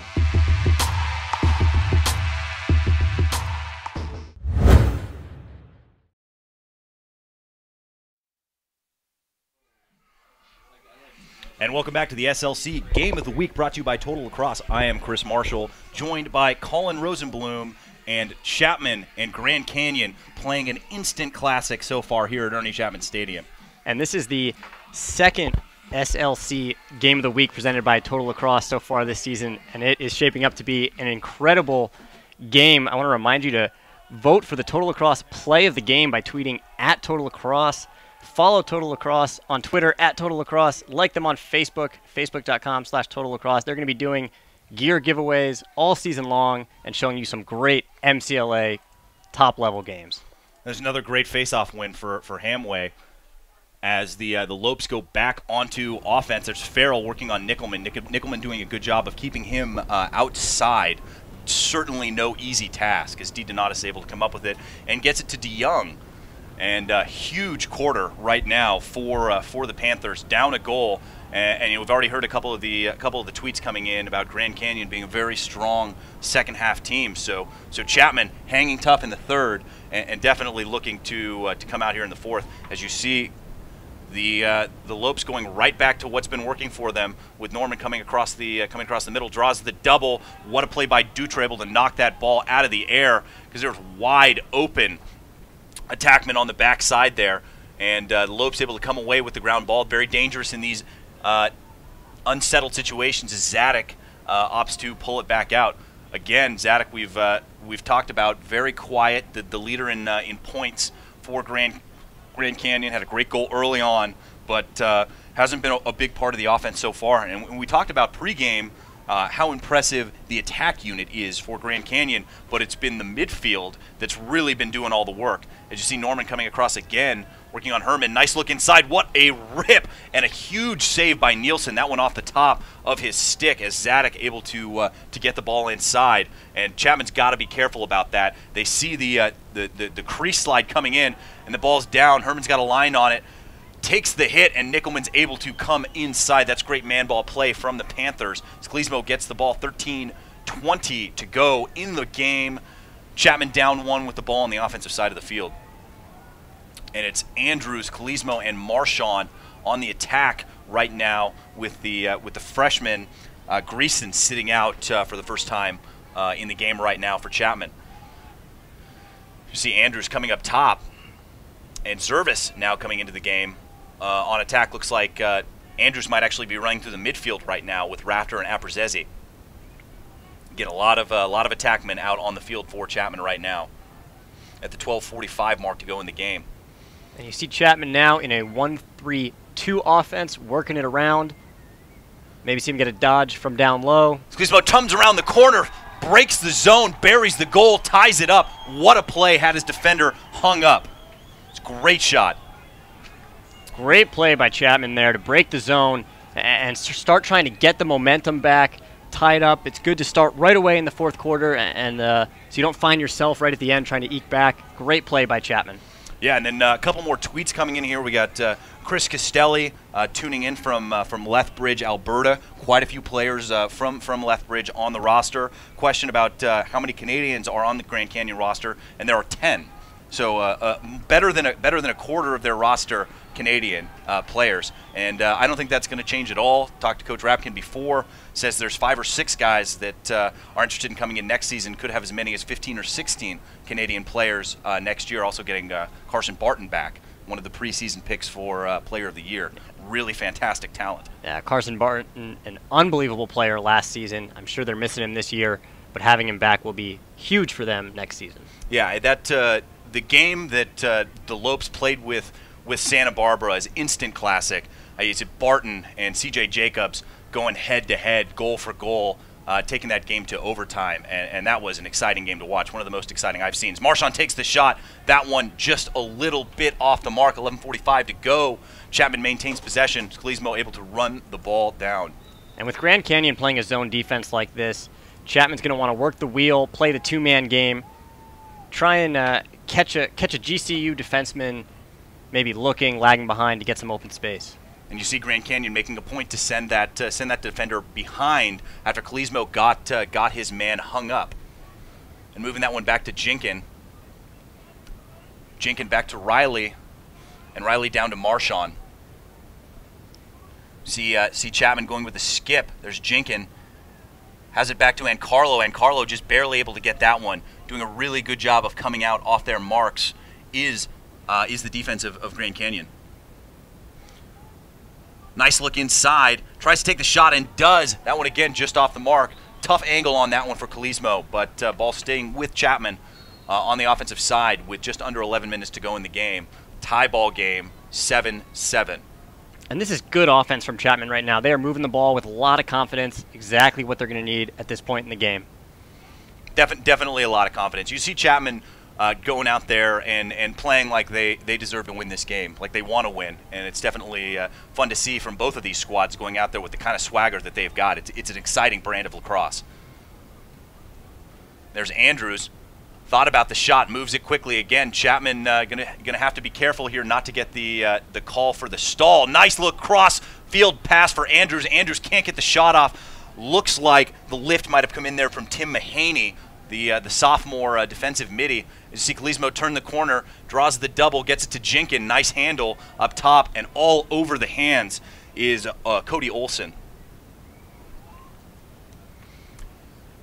There's Ancarlo. And again, Chapman, nice play by Grand Canyon. Ball kicked out by Ancarlo. Fortunate to be able to come up with that one after the fantastic play from Grand Canyon. It's back up to Ancarlo and back over to Andrews. Andrews just hasn't been able to get his shot dialed in yet this season, as we saw that the one he just took go over the cage. Chapman again in that rotation on the offensive side of the field as Ancarlo has it top right. 9:30 to go. This has been a really strong possession for Chapman. 2.5 minutes gone already. Nice look to Ancarlo, and Carlo's got some space, but the defense is just not giving Chapman an inch. They're creating a lot of space on the rotation and able to get some decent shots off, but the help defense in this zone is very, very good.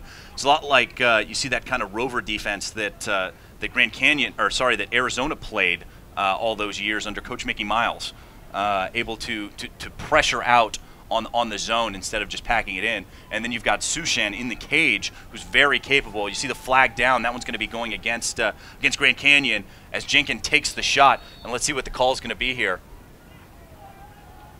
It's going to be interference. It's going to be a 30-second technical going against the Lopes. And this is a big opportunity with less than 9 minutes to go in the game for Chapman to retake the lead for the first time since 6-5. Absolutely. Less than 9 minutes left. Fourth quarter of the game's tied, and Chapman is now man up. Like you said, this is a great opportunity for them to get a goal in, get some momentum to finish this game. Yeah, and a bunch more tweets coming in, sorry. Chill Tommy, love seeing my boy Timmy Andrews scrapping, hashtag GBs, hashtag Babes City, the moniker given to Chapman, Chapman Lacrosse, actually the name of the alumni team. But Chapman right back into their man up. Have to be careful if they lose the handle here as Aperzezi gets it, takes the shot, buries the goal, and that puts Chapman on top, and 8-7.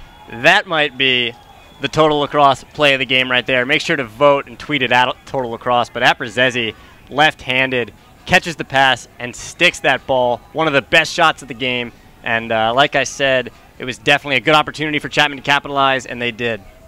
Yeah, and that one's ice cold on that shot. Takes a step, great through pass, which haven't been going through nearly as often as I think Chapman would like, just due to the great defense that Grand Canyon is playing. Aperzezi, no doubt about it, takes that shot, buries it top shelf.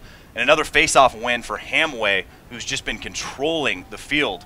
I'd love to see the matchup when he goes up against Zach Handy, who have some inside information, 50 for 56 on the season so far from Trey Lanthier.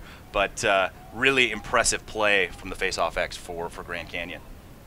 Absolutely. Zach Handy, one of the toughest face-off guys in the MCLA right now. One of the sole reasons, not one of the sole, many reasons why ASU is a great team this year, but definitely playing a big part of their success.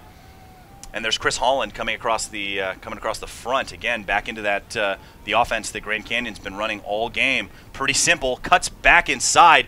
Wasn't expecting to see that one from either side as he loses the stick. Great check on the double team coming from Chapman, and a real heads-up play from Herman, able to get it back to Nielsen and slow down the clear for the Panthers and get back on the offensive side of the field with 7 minutes and 30 seconds to go in the game. Yeah, I think Holland may have forced that one a bit. I'm sure GCU would have liked to settle it down and get into their offense. And now back into the unsettled situation. We've seen Grand Canyon score a bunch of goals like this as they're able to get the ball back. Nice defense from the Panthers as Croteau is able to get back. There's Eckroth able to pass the ball off and get the shot, and that one must have gone off of one of the helmets. Sky ball. That one's 50, 60 feet into the air, and it's going to stay with the Lopes. Just over 7 minutes to go.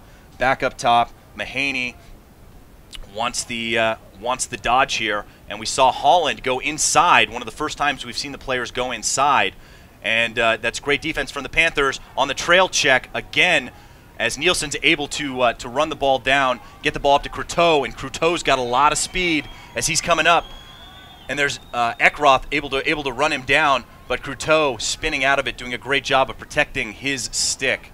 Really impressive play.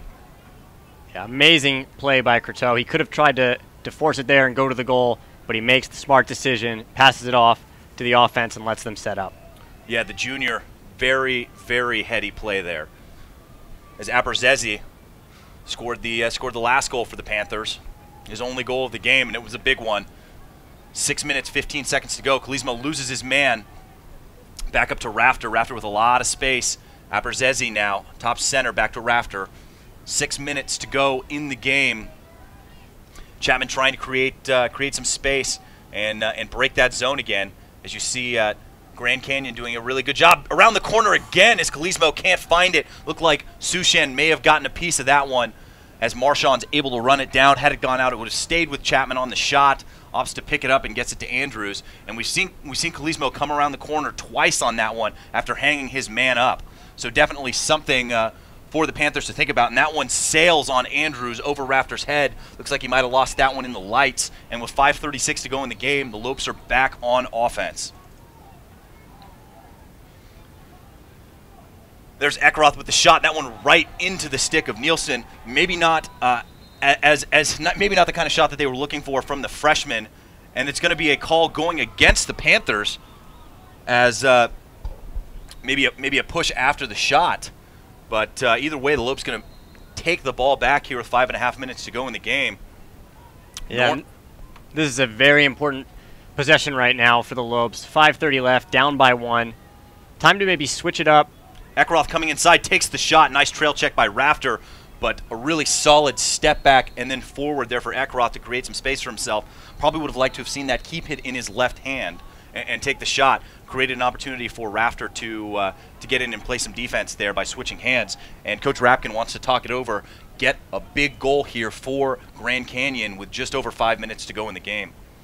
Yeah, and that's a smart timeout there by GCU. I was going to say that, all night tonight, GCU on offense has been clearing one side of the field, running with a midfielder towards the center of the field, and then sort of cutting and picking, looking for the open man. And I think maybe Chapman might have their number at this point in the fourth quarter, and it might be time to, devise a play right now in the timeout, come out with something a little bit different that Chapman's not going to expect. Absolutely, and a couple more tweets coming in. Emmett McFarland, GCU blowing the water off the twine on that last goal, elevator, #boom. And it's always exciting to see. You're playing the snow games, you're playing these rain games, you see the stuff coming off of the net is always a lot of fun. Trey Lanther also tweeting at us again that Austin Eckroth is his cousin. So small world, lacrosse. How about that?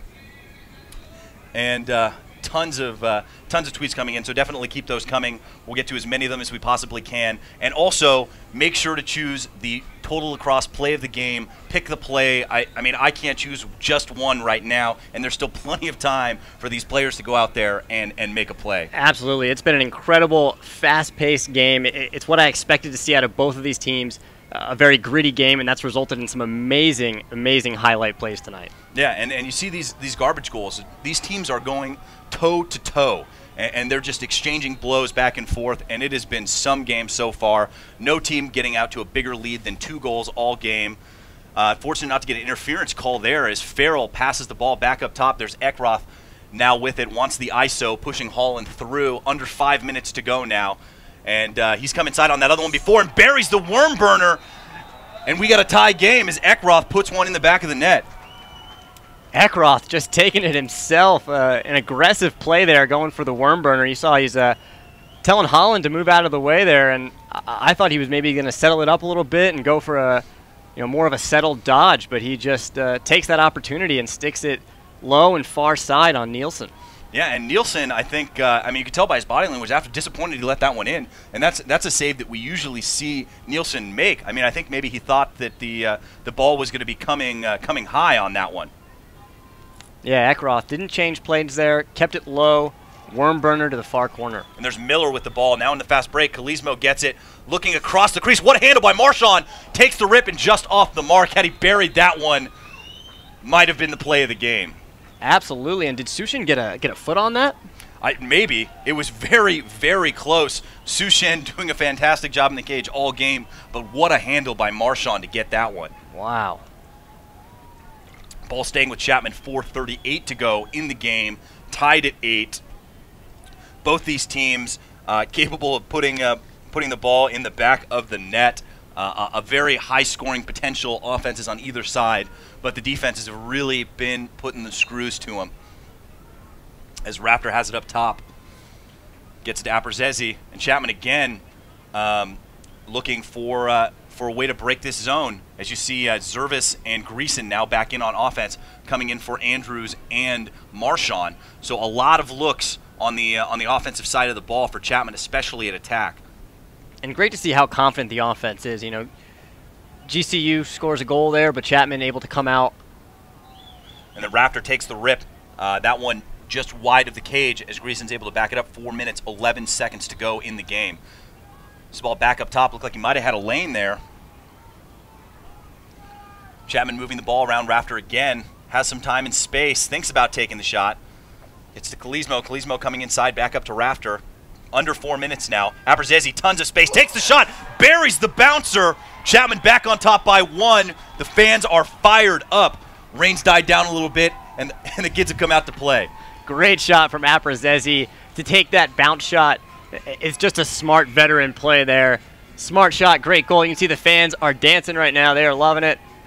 Great game out here tonight at Chapman. And you see it just takes a little bit of time. You could see the library, some of the windows on the far side of the field, some faces in the windows up there watching the game. Definitely one of the big tickets here on campus. And the fans, now that the rain has stopped temporarily, are out here supporting their team in the fourth quarter.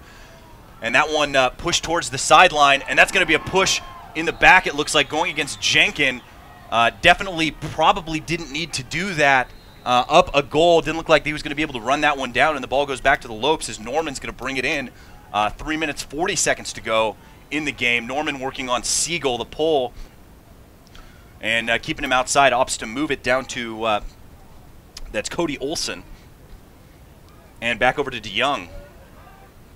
See Eckroth, who's had a lot of success dodging 2 goals on the night, coming around the corner again, keeping the ball in his stick, takes the shot, and that one just over the cage, but did very well to create the space for himself on that shot. Eckroth, what a shifty player, able to take on 3-4 Chapman defensemen there as he made his way to the net. And it's interesting to see Eckroth, a San Diego product out of Rancho Bernardo, kind of take on the personality of a more Canadian-style player, and you can see him, taking notes out of the Farrell and Zadok's book, and looking very tough. You see Zadok now with the ball on his stick. Hazard's going to give it to Norman. Under 3 minutes to go. 2:50 left in the game. Once the pick comes around, and then trying to get the matchup switch, I think, there on the pull inside. How did he get so open? Takes the shot. What a save by Nielsen. Picked up by Siegel. Siegel with some space. Nice job cutting the stick in front of his body. Rolls away from pressure. Nice look all the way to Nielsen on the skip pass. Great job keeping the ball in his stick. Siegel playing really well tonight in the split time with Croteau, as Chapman now bringing the ball up the field. 2 minutes, 20 seconds to go. Holding on to the 1-goal lead as they're coming up the field. Looked like they had some space there to take a shot, opt to slow it down.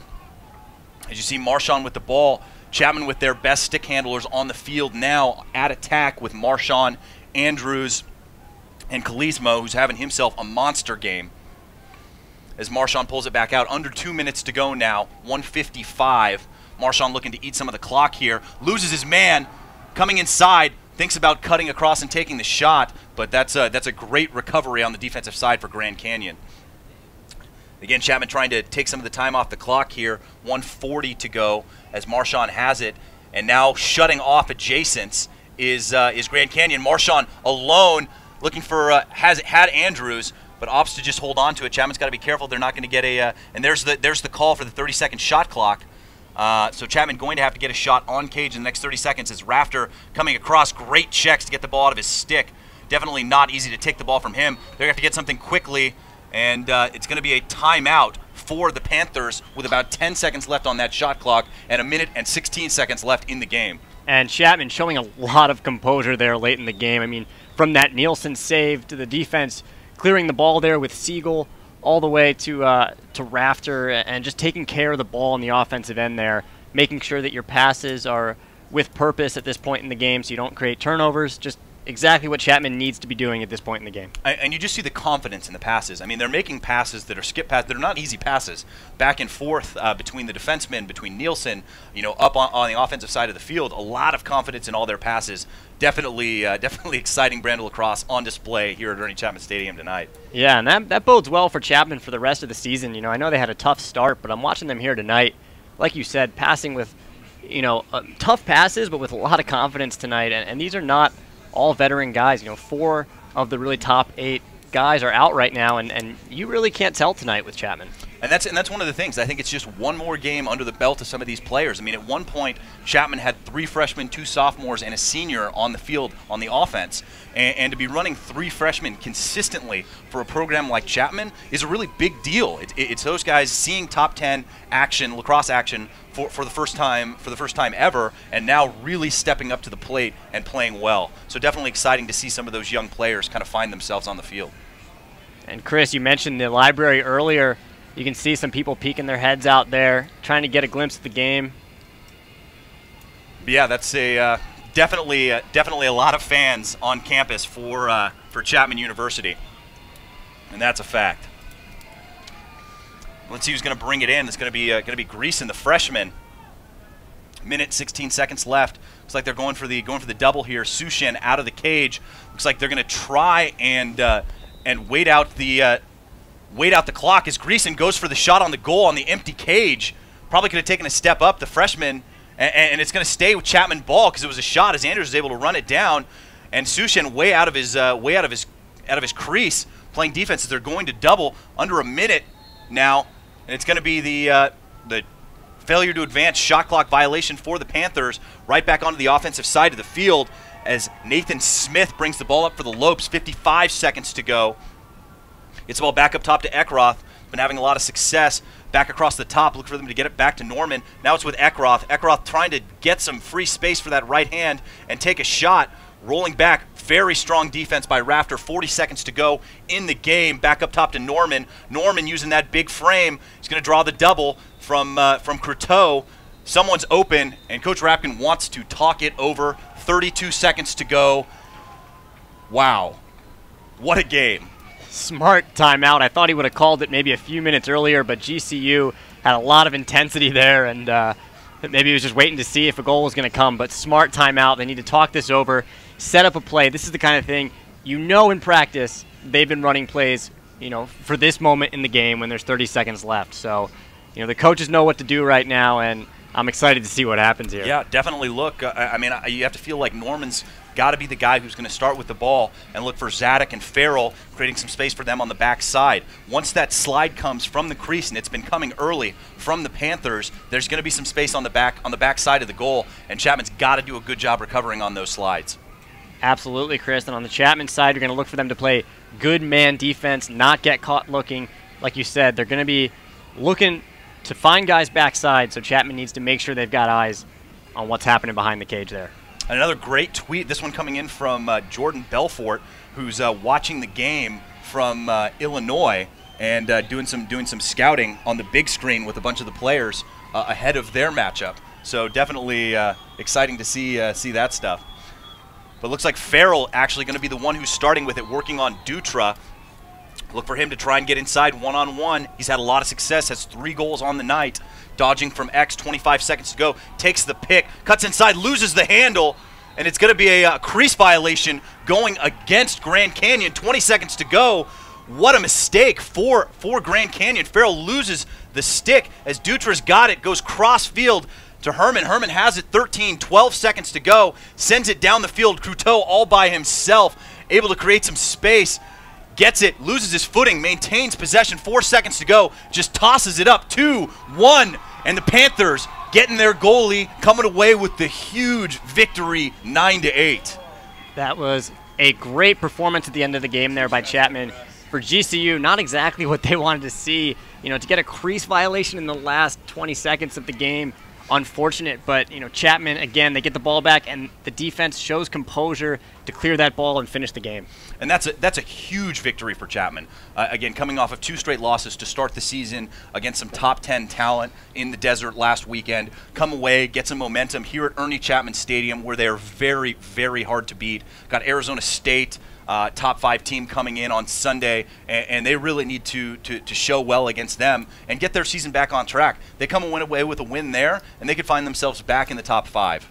Absolutely. You're totally right. Chapman has a tough schedule ahead. They're facing injuries, but to be able to come out with all of those young guys, freshmen and sophomores on the field, and deliver that type of performance, that is a huge confidence booster for the Panthers. Absolutely, and remember, you have until midnight East Coast tonight to send in your play of the game. Tweet at Total Lacrosse. There are so many to choose from. I know I can't decide, so definitely send the play of the game into Total Lacrosse.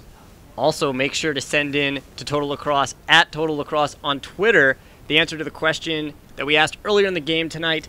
What was the score of the matchup in 2013 between the Chapman Panthers and Grand Canyon? So make sure to tweet that up until midnight tonight at Total Lacrosse on Twitter. Up for grabs is a Brine Clutch 3X, thanks to Total Lacrosse. And definitely thanks for tuning in to another installment of the SLC Game of the Week, brought to you by Total Lacrosse. Instant classic. Great game. Expect a lot more fantastic lacrosse action throughout the season. Special thanks to all of you viewers. Without you, we wouldn't be here. And special thanks to, as well, Matt Holman, SLC president, for making this all happen. And as well to Samir and Julian here working the box. So excited to be here. Can't wait for next week. I'm Chris Marshall here with Colin Rosenblum. And stay laxy.